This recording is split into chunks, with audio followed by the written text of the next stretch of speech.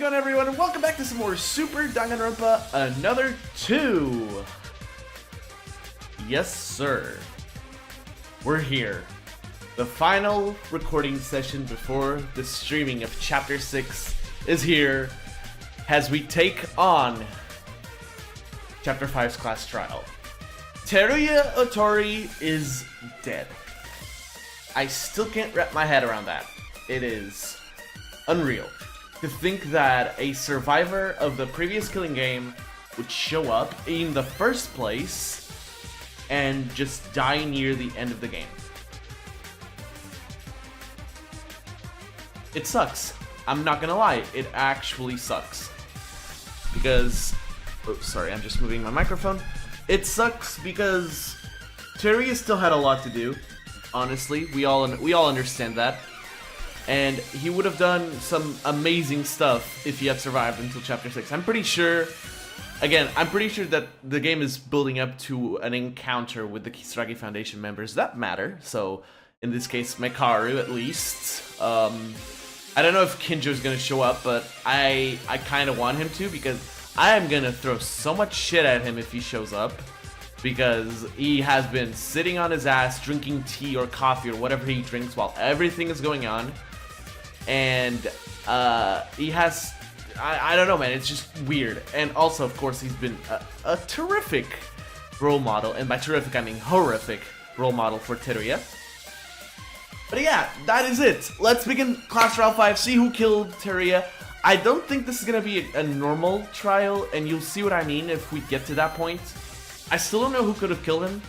My bet is on Mikado, but being Mikado, I don't think the thing I want to happen is gonna happen. I don't think so. Stuff is gonna get crazy in this trial. Let's go.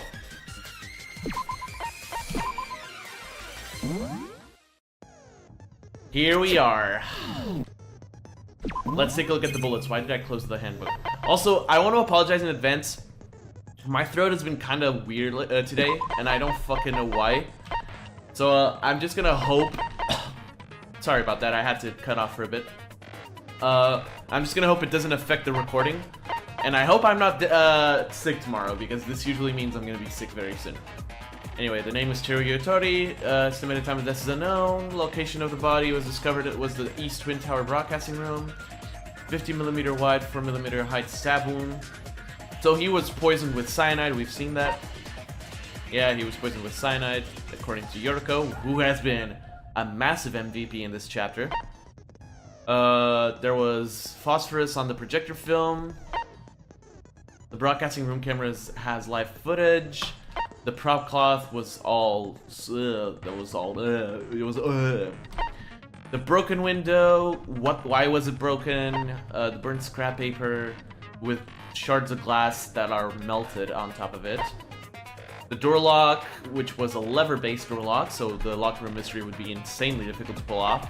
The tape residue, the sprinklers, which I'm guessing came from the paper. The alibi list, and the connecting bridge, which is bugged, but I'm pretty sure the killer was able to use it. How are our skills again? I think we're pretty good. Let's go!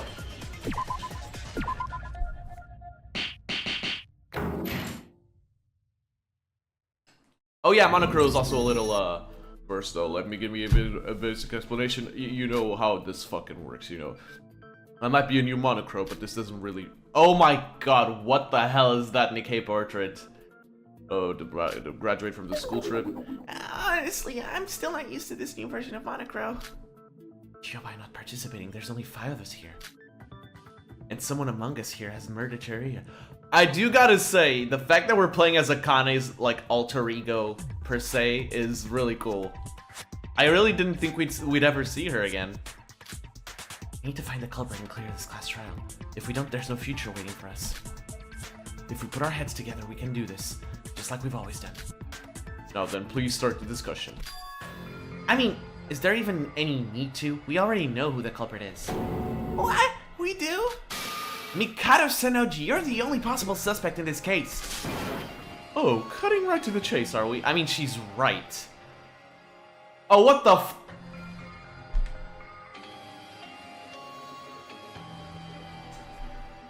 I do not tolerate Teruya slander, Miss Sanoji. That is bullshit. I don't like that. Well, I've been basically called the killer every trial so far, so this doesn't surprise me in the slightest. But to suspect me without any real evidence... I thought we already learned time and time again that we need to discuss things thoroughly before pointing fingers. Too bad, because I got evidence this time. While the murder was happening, everyone except you and Shobai were together, you see. That's right, hence the only suspects were Shobai and Yumikado. But according to you, Shobai is not participating in this trial. So does everyone except me have alibis? Yeah, apparently. But if we followed that logic, Sora's a possible suspect as well, no? Wait, what? Are you trying to make fun of us? We just told you that Sora was with us the whole time. But was she really with you the whole time? What? Sure, I wasn't there when you found the body, and I only arrived at the crime scene long after the body discovery announcement, that I admit. But every one of you were split apart until you saw that video and decided to head to the broadcasting room. What? How did you know that Sora, Yoriko, and Yuki, you who were all in Sora's room, had each split up. How does he know this? And while they were alone, the mysterious video was broadcasted on every monitor in Ihiga City. After witnessing such horror, you each guessed the room in the video to be the West Broadcasting Room and headed there. In other words, the time you were together was only after you gathered at the Twin Towers. How do you know about all those details? I heard it directly from Sora. Isn't that right, dear? Well, I was unfortunate enough to not arrive at the crime scene on time to learn about the case. I thought to myself, don't I have the right to at least know what had happened? So you say you didn't know? The nerve of telling such lies. You're the culprit and we all know it. I wouldn't be so sure of that, Yoriko. More importantly, I have concrete evidence for why I am suspecting Sora. Would you care for a duel? Are we really starting with this? Let me preface this by saying I'm not doing this out of spite, Sora. By all means, I would have loved to take everything cautiously step by step to find the culprit, but when Yoriko starts off the trial by suspecting me of all people, I've got no choice but to rebuttal, wouldn't you agree? But can you even fight against my rebuttal, I wonder? So, okay, that's how we're starting this. That is how we're starting this, huh? Alright. At least we get this out of the way right away. That's pretty good. Let's go. How many arrows do we have? Alright, 1, 2, 3, 4, 5. Shit, Alright. It's gotta be the alibi list.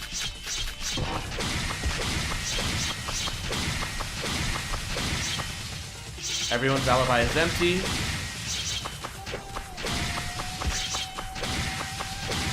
Alright. Alright, hold up. What's the point of this? I'm obviously not the culprit, and if nobody has an alibi during the broadcast like you... What? How does that make me specifically the prime suspect? Why I suspect you? You told me yourself. Yuki went to the north, Yoriko to the east, and yet... didn't have enough time to perform the deed.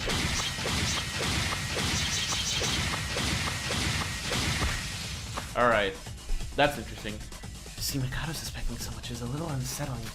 I need to consider the timing of things, and I'm sure I'll be able to refute him. I think I'm gonna be stuck on this.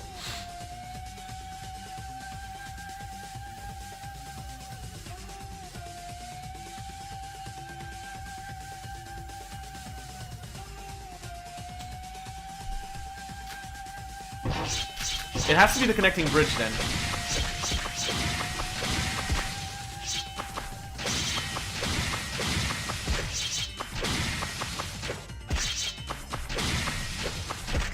God damn it!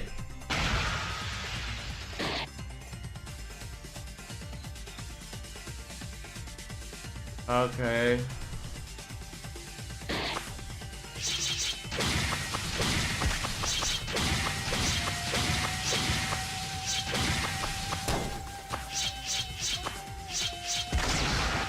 Not that, okay. Okay. The timing of things. Alright, I'm gonna be right back, guys. When I get this right, apparently.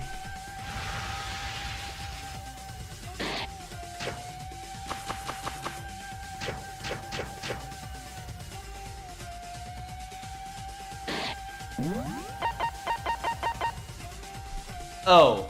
I have went through the entire game without knowing that you can press A on the keyboard to see the bullet list.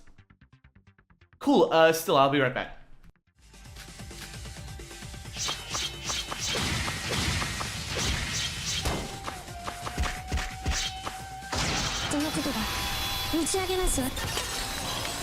Alright, I had some time to read the truth bullets, but holy shit, why are these so difficult? As I was saying, I had some time to read the truth bullets, and it was enough to like convince me that the alibi list was the right arrow. I just didn't think I didn't have to advance. This was like the only rebuttal showdown so far where advance was not the thing you needed to do. Thanks, Lineage. So let me get this straight, Mikado.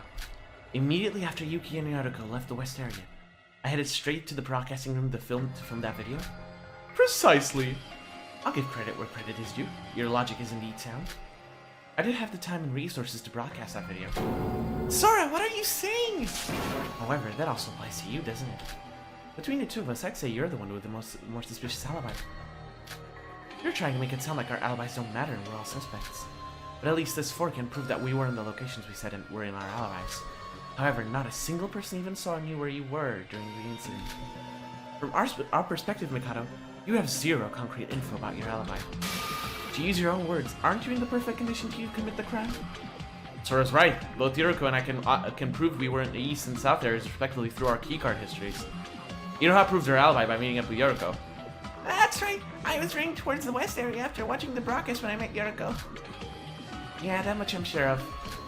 Can you prove you were in some other place when the video was being broadcasted? More importantly, even the people in the south and east areas managed to arrive at the crime scene on time. And yet you arrived way after the announcement was made. What made you so busy, I wonder? As you've established, our alibis are not concrete. I might have easily committed this murder, as I was rarely in the west area. But if we go by that logic, you, whose alibi is non-existent, are pretty suspicious as well. Actually, I'd say you'd be in the best position to murder any of us. You're most absolutely right, and let's not forget about this crucial information. What? Are you for real now? You went all in saying that Sora's the culprit, and you think you can get off scot-free? I mean, didn't I say from the start I wanted to find the culprit step by step from one clue to another? But I had no choice but to present my rebuttal when you accused me of murder out of nowhere. What do you mean out of nowhere? I said that because you are the culprit. Go. Huh? Well, what's up, Sora? Let's stop that train of thought for now.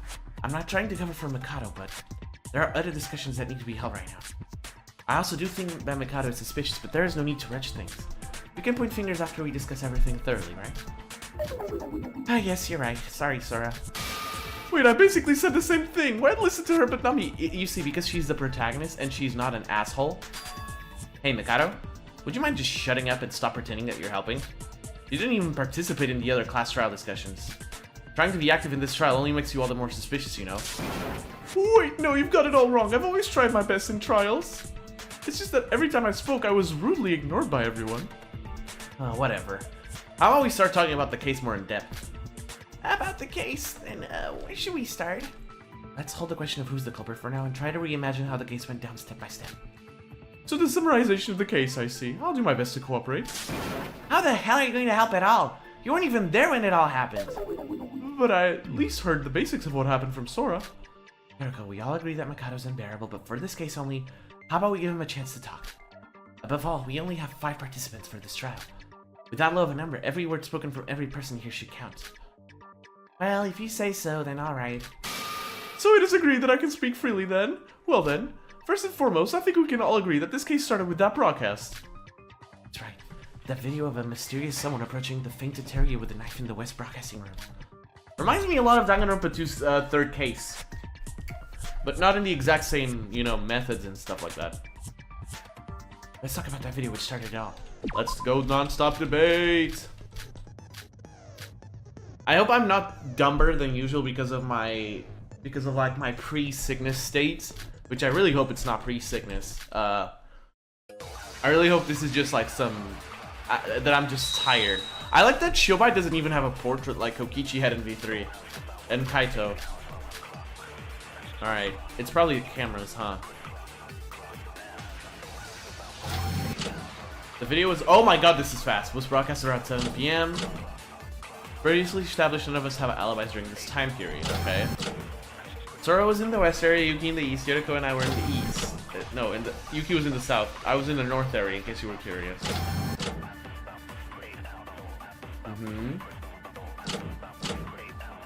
None of us was able to enter. Yeah, that is true.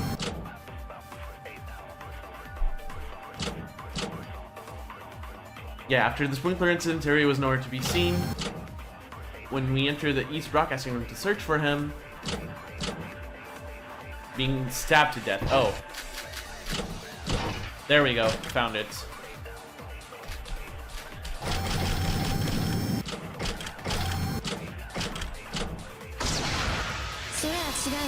Sora chigaga. Alright, easy clap. Easy clap. Let's go. Your boy is gaming, even though he's getting kind of sick, like I said.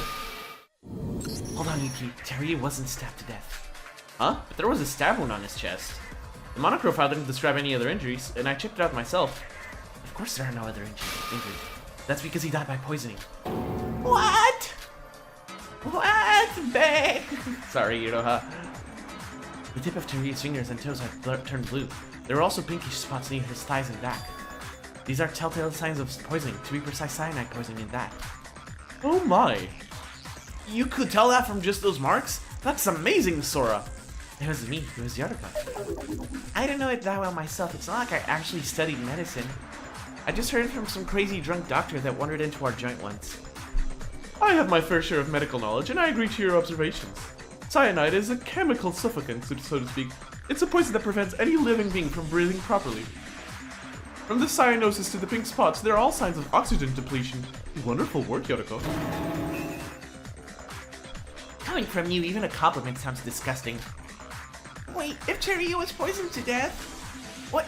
Then how come that video showed someone holding a knife? Or was that something else? Well, as I said before, there were knife wounds in his chest. Perhaps the culprit poisoned Teruya, then created a stab wound on the dead corpse? If Shobai was here, we would have been able to determine if that knife wound was made before or after Teruya was killed. Now, before we get into that, there is a whole other riddle that needs to be solved. Poisoning is quite an inconspicuous method of murder, yet the killer announced their crimes knowingly using the broadcasting room. When you think about why you would choose to poison someone to get rid of them from the killer's little talent show becomes a little contradictory, wouldn't you agree? Got a point. It was as if they were saying, come and stop me if you can. Okay, here's my theory. Maybe it was the culprit's intention all along to gather us at the West Broadcasting Room. What do you mean? Recall that the West Broadcasting Room was locked from the inside. But what if the killer wanted to emphasize specifically that fact to everyone by having a broadcast to be sent to the whole island? And if we think about it that way, holding a knife leaves a much stronger impact than just holding some poison, right? Then what would be the point of creating a locked room and telling everyone about it? When we broke down the lock and entered the broadcasting room, we didn't see anyone inside, right? Except Teruya. What? But that doesn't make any sense. How could there be a locked room if there was nobody inside? What that means? It seems that the culprit laid out this incredible locked room mystery for us to solve. They say every good mystery fiction was almost always features one. Even Emma used it back then, remember? The broadcast wasn't the main show. It was just a small teaser to lure everyone to the crime scene. Before we talk about who did it, it seemed like we need to solve this locked room mystery. Yeah, it was always gonna come down to it. A locked room mystery. A room that can only be locked from the inside. And only the dead victim was inside when we unlocked it. The mysterious person inside the video had somehow vanished from the locked West Broadcasting Room. And now we have to put our heads together to figure out how that happened. Another non-stop debate, let's go!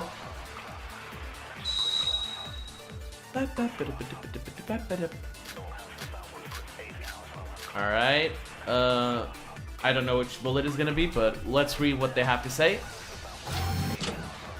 When we gathered in front of the West Broadcasting Room's entrance, was the culprit already not inside the broadcasting room? Probably. That seems to be the case. It was barely in time for that. How did they lock the room and escape during that short time period? Oh, Iroha, okay, what's up? What we saw wasn't live footage. Okay, there we go. That was definitely live footage, yeah.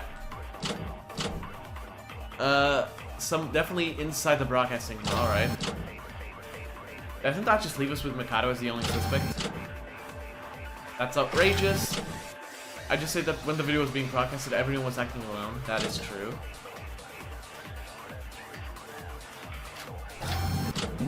Alright, let me check really quickly.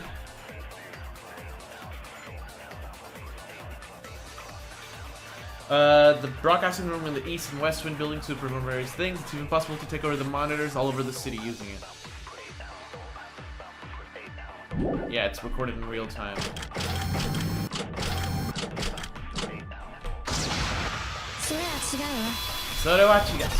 Well, Yoriko already said it wasn't. It was live footage, so I don't know why we had to rebuttal that with ourselves, but like, sure. It was the only one that made sense.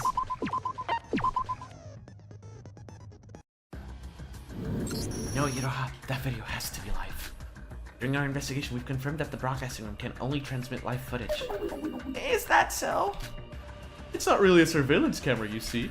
If it has a database, you would actually be able to record and store videos, but unfortunately our broadcasting room lacks any of it. That means when that video was being broadcasted at that moment, someone was in the West broadcasting room. What is it, Iroha? You've been staring at me for quite a while now. Is there something you have to say? No. If there's something you want to say, then you should feel free to say it, Iroha. This is a class trial after all, and we can only proceed if we share our thoughts. Well, the thing is, when you first arrived on the top floor of the West Twin Tower, there wasn't anyone there, right? Yeah, there wasn't anyone there when I arrived. Well, oh, I see where Iroha's going with this. Where about that? Then couldn't you have, well, logged and left the room, then pretended you just arrived there? What? Try and say that again, Iroha. No. I'm not trying to accuse her, I just, thought it might be possible. So you're basically trying to say Sora's the culprit. No, I didn't say that. What do you mean you didn't? The person in the video was Sora. That's what you're trying to say, aren't you? Now, that was a surprising remark considering it came from Iroha of all people. As I said before, I completely agree with Iroha. You said you were all together after you gathered at the top floor of the West building. That means it's entirely possible for Sora to do the deed, create the locker room mystery, and then regroup with everyone. Let's not forget that Sora was also conveniently in the West area when a crime happened. So you're gonna fight in pairs, huh? Well, bring it on then. Everyone regroup with everyone. We don't know a thing about what you did or where you were during the murder. So here we go, it's the Scrum debate time apparently. You think you have the right to suspect me? Might I remind you, as I was in the North area, I didn't have enough time to do anything. And how are you going to prove that? Yuki and Yoriko's alibis can be proven with the keycard histories. Yudoha was seen by Yoriko. Even if you say you were in the North area, it means nothing if you have no witness to prove it. Well, that I have nothing to say. How unfortunate it is that there's nothing that can prove my alibi, isn't it? Mikado, I've been trying to pin the murder on Sora ever since the trial started. Don't you think this is very unlike you? Never once did you suspect a specific individual. Are you perhaps panicking? You took the words right out of my mouth, Yuki. What? You're the ones who aren't acting like yourselves. Answer me, what happened in between these two trials that made you believe Sora is a saint who's never lied once in her life? The last 4 trials were all carried on through logical deduction and through discussions, without personal feelings, that is. I hate to say it, but he's right. I won't say that I'm not a suspect. There is no real proof that Sora is innocent as well. That's... Have you all forgotten? Once you rely on personal feelings, they will eventually cloud your judgment, preventing us from finding the real culprit. All I want to say is that anyone can be a culprit. I know how much you all hate me, but I would much prefer if you didn't look on me with jaundiced eyes. But Sora would never... Yoriko, calm down. As much as I hate to admit it, he's right that my alibi isn't perfect. Sora... It's alright, the truth will eventually reveal itself. Isn't that right, Mikado? Of course. I apologize for derailing our discussion with my short pep talk.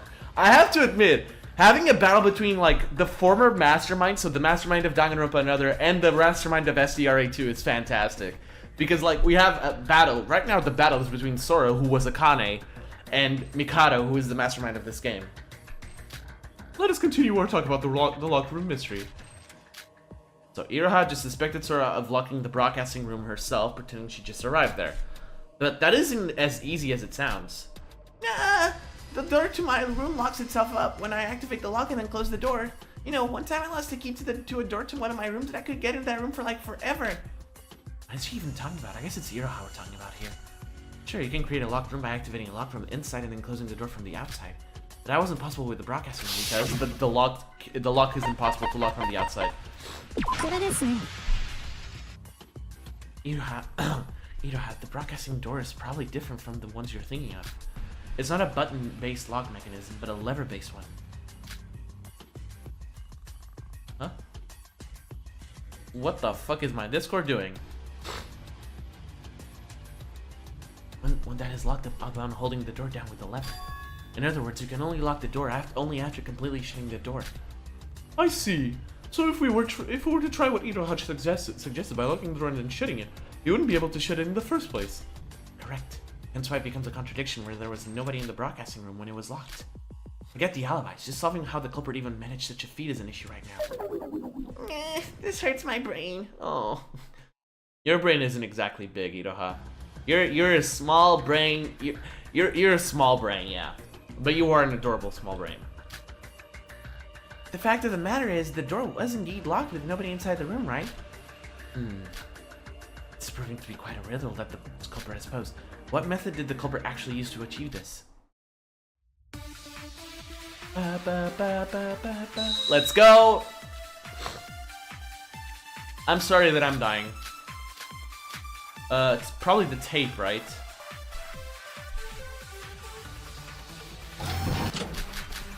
How did the culprit create the locked room? Maybe to lock the door they used a separate tool outside? No. There certainly are a lot of props in the storage room to switch to this next. There was another exit we didn't know about? No. What do you mean? A window being broken. Yeah, that's not it.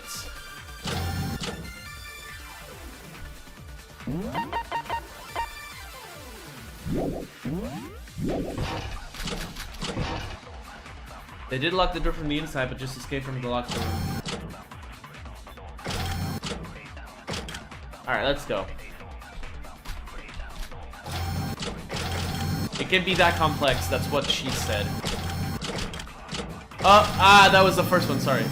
This is a good opportunity, alright. No matter what method the culprit used to create the locked room, there must be some evidence left over. It can't be that complex. It's probably something that was right in front of us the whole time.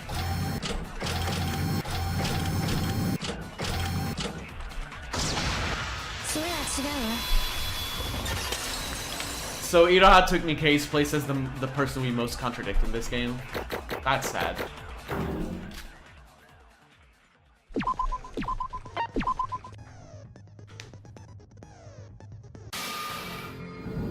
No, Iroha, I don't think that's the case.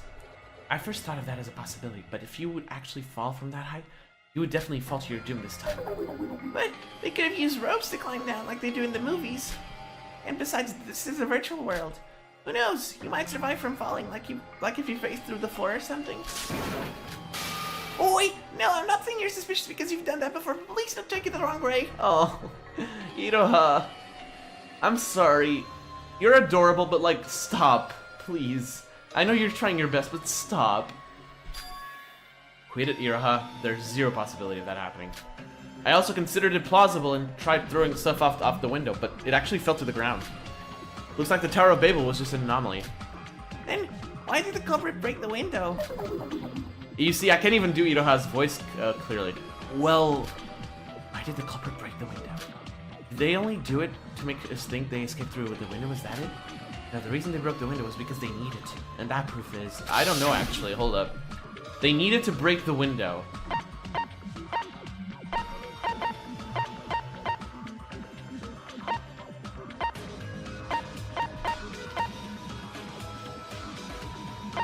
I actually don't know this. Alright, they needed to break the window. Why is that? So we've used this, we've used this. We've used this.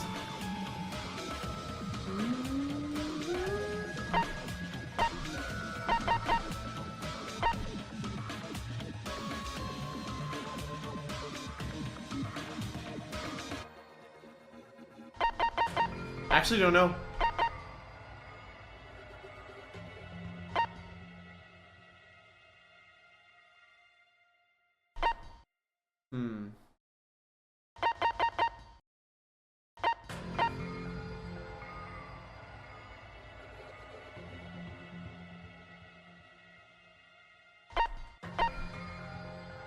I don't know.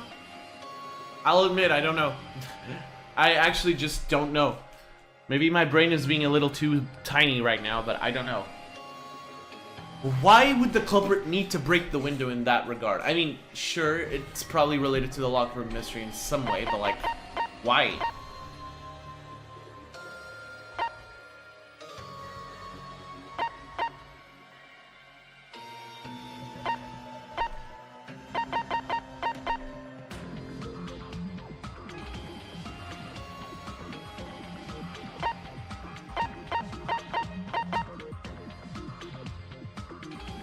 I don't know, man. I'm confused.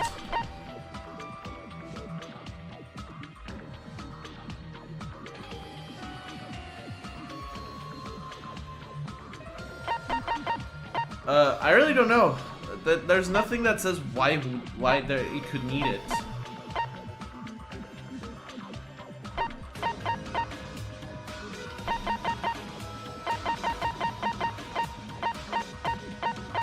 I don't know! I'm stuck! It's weird!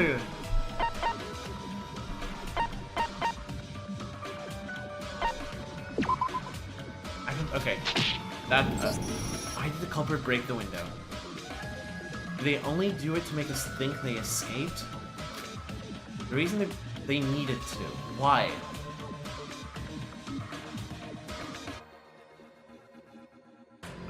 Why would they need to break the window?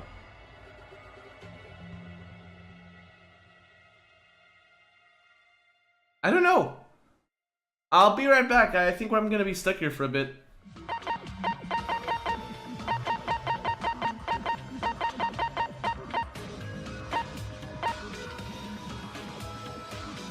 In the middle of the West Broadcasting Room, there was a piece of burnt scrap paper on the floor.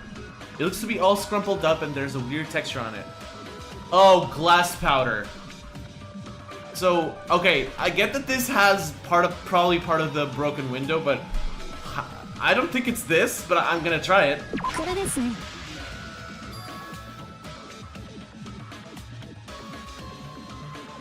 Oh, I see.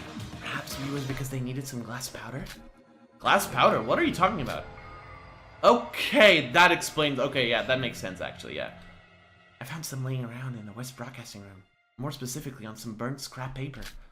The window is made out of glass, right? Maybe the powder was the reason they broke the window. A plausible theory, yes, but what? A plausible theory, yes, but why would they even sprinkle glass powder onto that paper in the first place? Burnt powdered glass? That's it! That's it, Sora! What is it, Yoriko? There was something bugging me when we were all investigating together. But now it all makes sense. I'll help you out, Sora. Let's go! Remember the thing I told you about in the broadcasting room? I didn't know what it was for back then, but maybe this is the key to solving the locker room mystery. Alright, let's go, Yoriko. The logic refresh. I always wondered why we never had one with Yoriko. We had a rebuttal showdown in the first case with her, but like never a logic refresh when she's our greatest ally. Alright. Door lock. There's 5 bullets for this.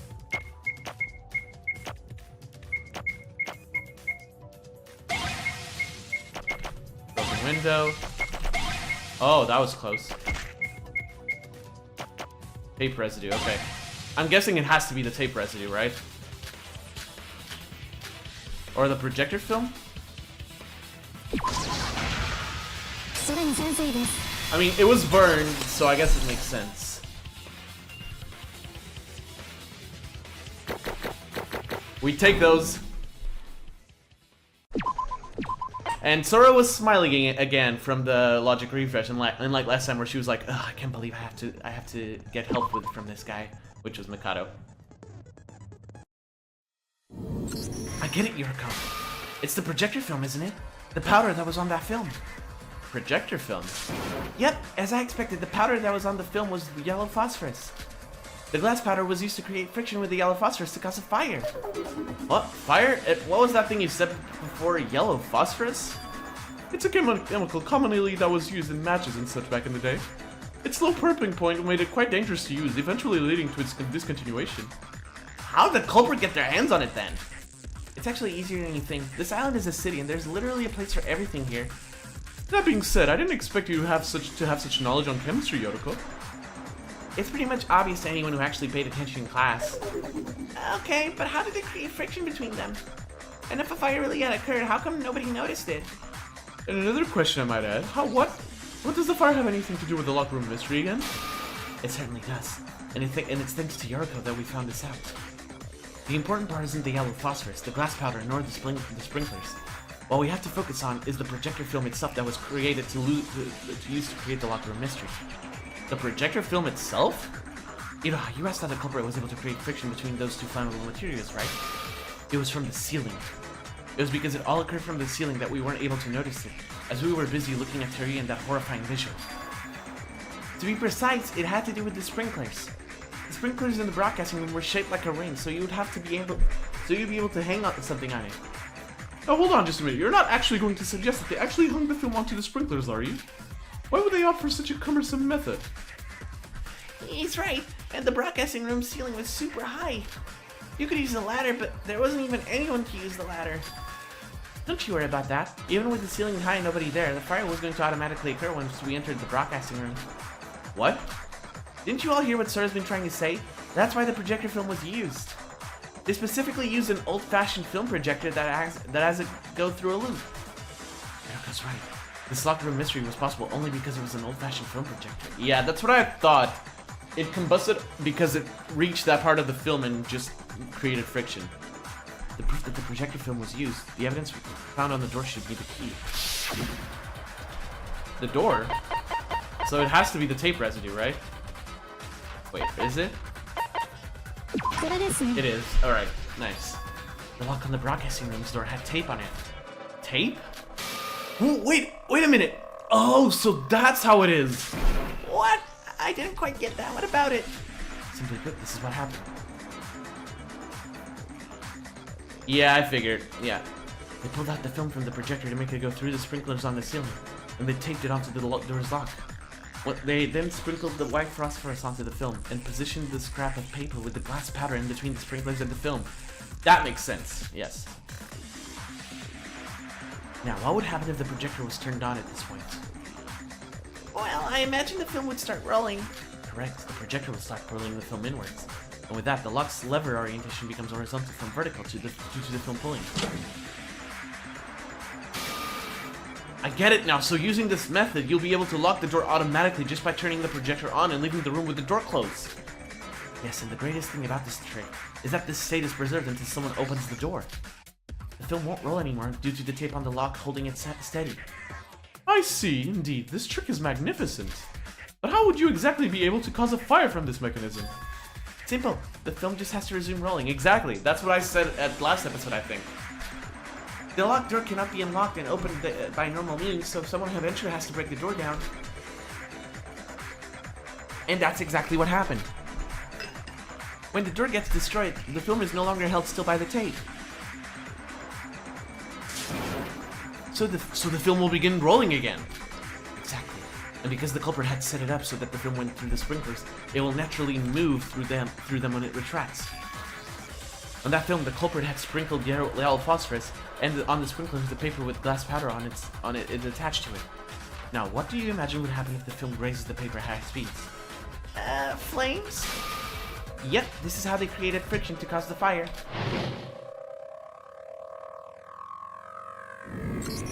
When we had broken into the broadcasting room, there was this weird video casted onto Teruya's body, remember? That wasn't just for show.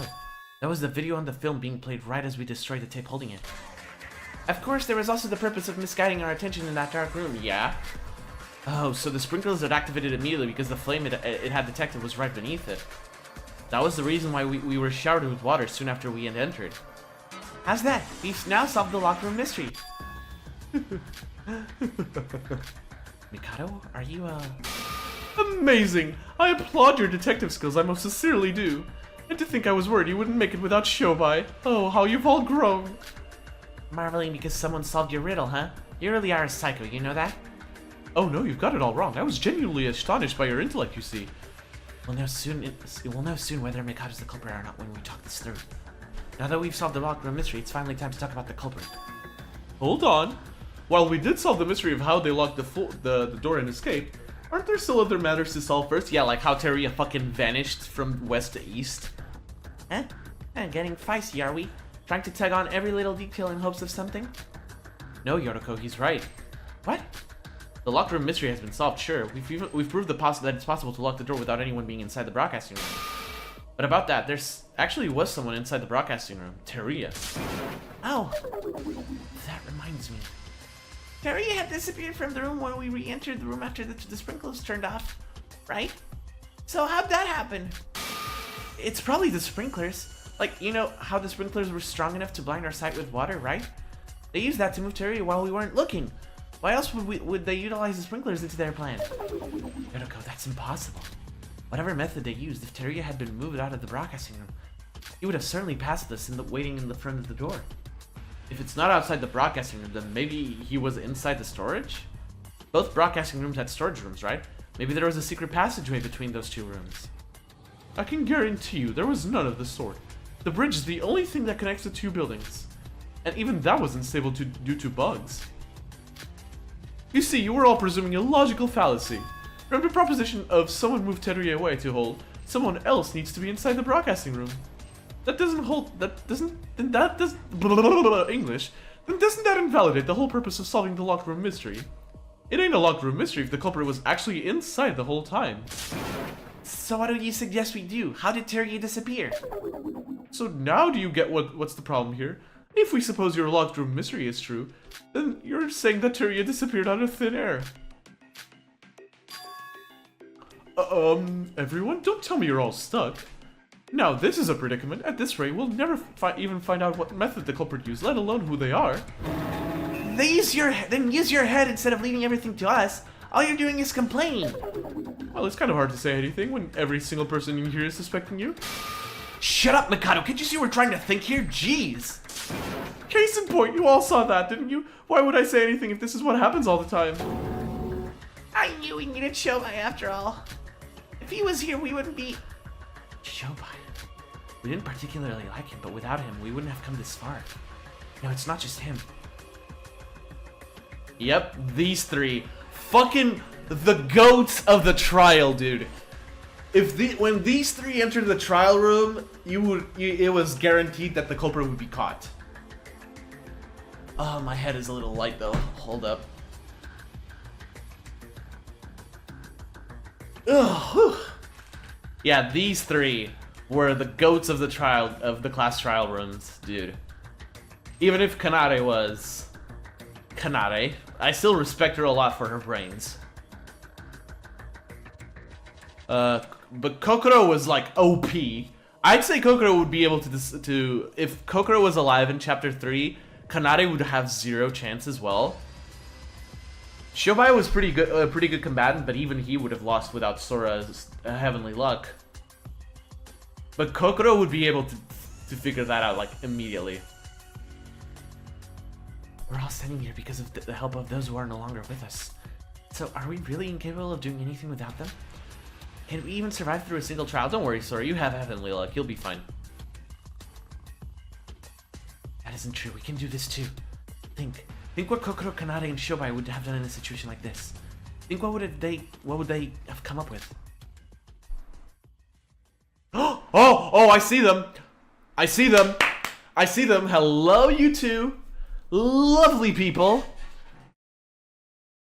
What are you doing here? These are your Danganronpa Another One sprites as well.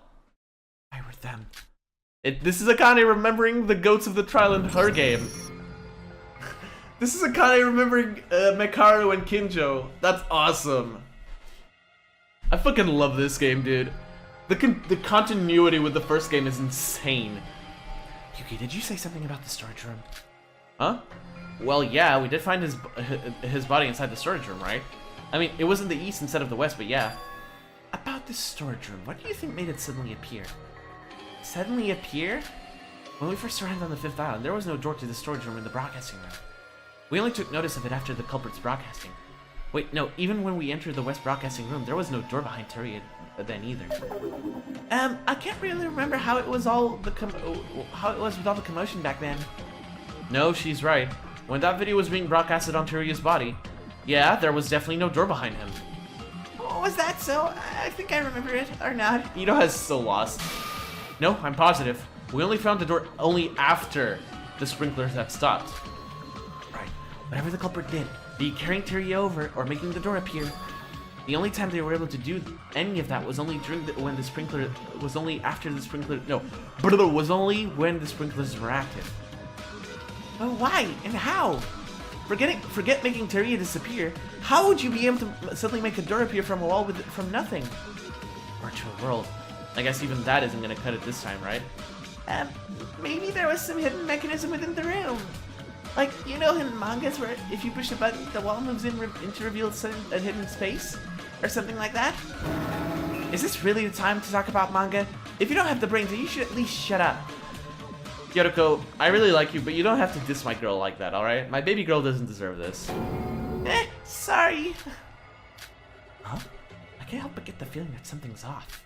The part about the locked room mystery that we just solved. Sora, is something up? You've been staring up at the ceiling for quite a while. Yoroko, why sprinklers? What? Oh, Sora's getting that heavenly look buff. Alright, let's go. The locked room mystery that we just solved. Why did they cause a fire to activate the sprinklers? Huh? You guys are the ones who explained that to us, remember? They used the sprinklers to hook the film and hold the door shut. That was only about how the sprinkler's shape and position was used. You can create a locked room using only the projector and film without ever needing to cause a fire with friction from the yellow phosphorus. Huh, you're right. Why did it suddenly cause a fire? They caused the fire to activate the sprinklers. The question then shifts to why they'd set up such a convoluted mess just to activate the sprinklers. I recall you saying something about the water strings being strong enough to blind your sight. Perhaps they tried to do something at that time? Or they wanted us to leave the broadcasting room to do something without being seen.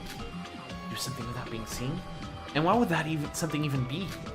There wasn't anyone inside the broadcasting room to begin with, so even with the water blinding us, there wasn't anything secretive to be done. I think that activating the sprinklers itself was the point. Activating the sprinklers itself? Think.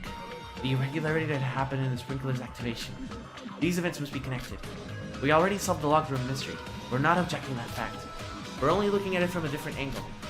Tackle each question one by one and we'll surely find the truth. Logic craft, let's go. It's time to play Flappy Burb. I activated Shadowbind again. Shadowbind is this game's like reaction voice from V3 at the start at least. Alright, let's go. Time to play. Let's play some Flappy Bird! Sorry. I woke up really late today. Oh, okay. Okay, there are instant kills in this one.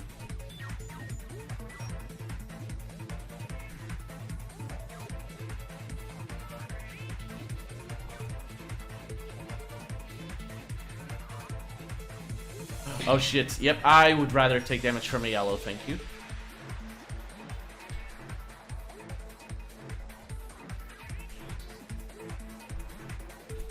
Oh, what the fuck was that, dude? Imagine I had taken more than one time damage. That would have been insane.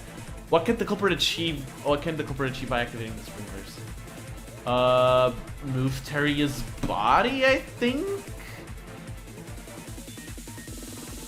That was really close to me to- oh, nope. Oops, sorry guys, give me a second, I forgot it again. I always forget this. Alright, it's fine. So it's the first one. I didn't read the first one. It's not move a prop then, it's the one that's left, okay. But this is a mean stage. Ouch, I can't take more damage. Alright, cool. Well, that didn't pan out well.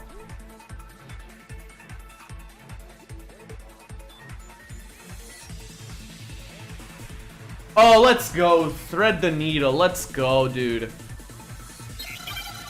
Alright, let me see the question again. Wash something off. Okay. Oh, the fucking curtain.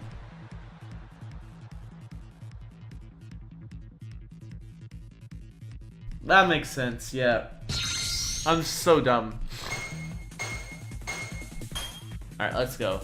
Try not. Oh god. Floppy bird. Ah, why did I go so up?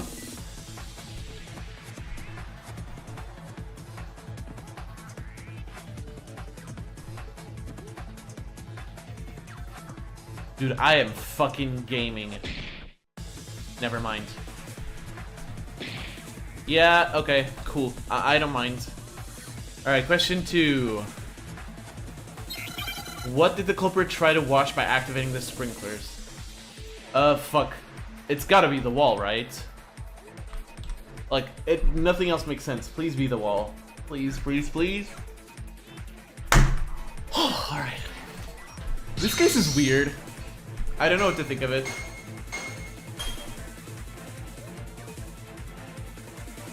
I'm gonna take a small pause once we reach recess. Ouch. Because I'm gonna be uploading episode 27.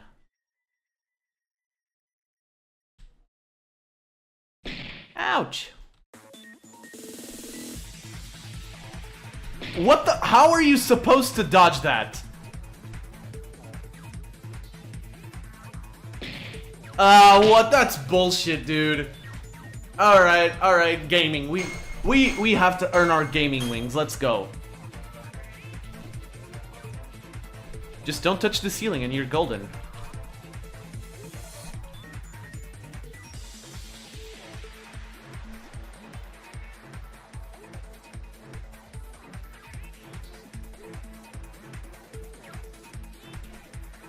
Yeah, that's literally impossible to avoid, and I won't hear anything otherwise.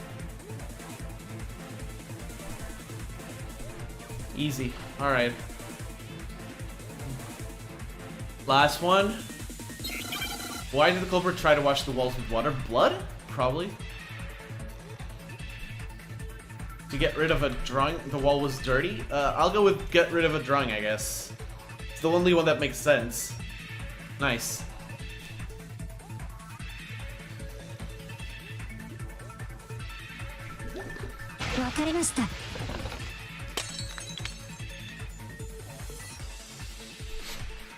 Ah.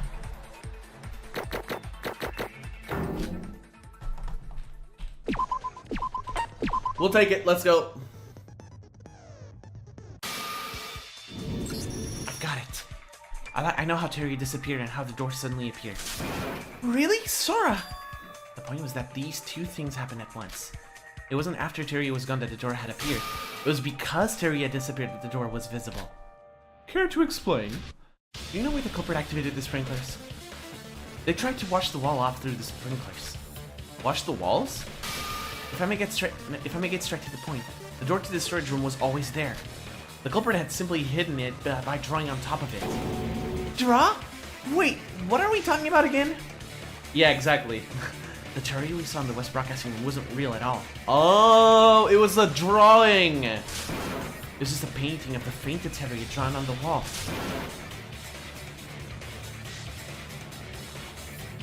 Iroha? Iroha, do you have something to say to that? Hold on, that doesn't make any sense. If it was a drawing, we would have noticed it right away. Trick art. So that's it, right, Sora? Trick art? It's something used in hyperrealism style arts. You draw it on a plane, but it looks like it's in 3D. A good trick art can mess with our depth perception to create an illusion that the object actually exists. As Eruka said, the culprit had drawn Teruya on top of the door. It was to make it seem like instead of the door, Teruya's corpse lay there. I see, so if the water from the sprinklers wash away the drawing, then Teruya's drawing on the wall would disappear, revealing the door that was originally here. But would that really be possible? And do we have any proof that it was a drawing? It does sound like something that came out of nowhere. Yeah, it does. But if the Teruya we saw in the West Broadcasting Room was real, then that wouldn't have happened then. If I trace my steps back to revealing what had exactly bugged me then. Alright, flashback anagram. Getting ready with that print screen moment. Let's see what it is.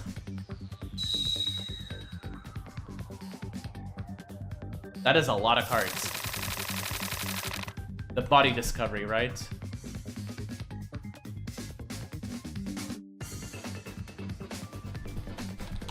Give me just a second, folks. I hope you don't mind. Thank you. Right. Alright. The body discovery. We only have a minute? That's pretty bad, actually.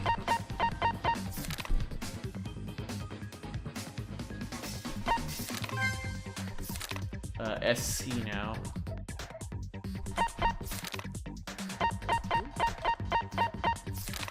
And ERE.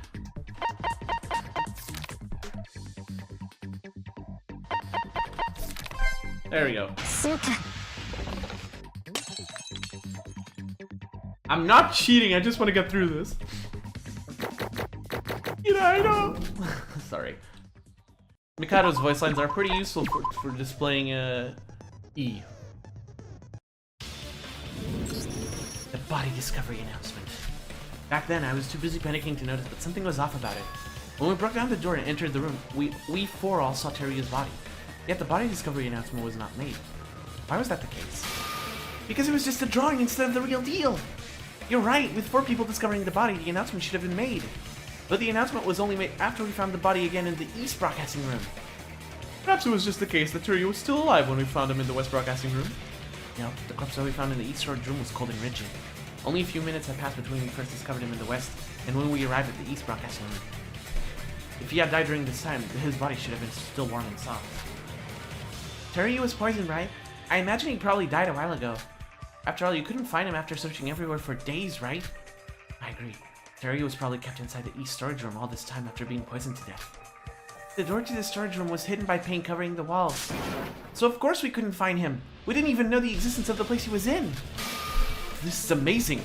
We solved every trick related to the crime scene. So all we gotta do is find the person who did this. Culprit's identity. Kinda ironic, isn't it? All this questioning about how they did it basically revealed who did it as well. I mean, do I even have to spell it out? We all know there is only one person capable of doing this. Yep. It's not exactly as Yoriko said. The trick was only possible by one individual among us.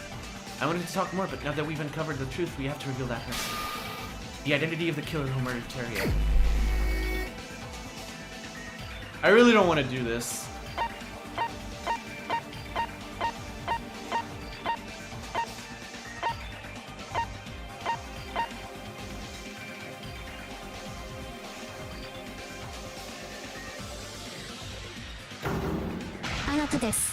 Yep. Iroha Nijiwe. Culprit who fool our eyes through hyper-realistic paintings and kill Teruya. You've been silent for quite a while now, haven't you? Iroha Nijiwe.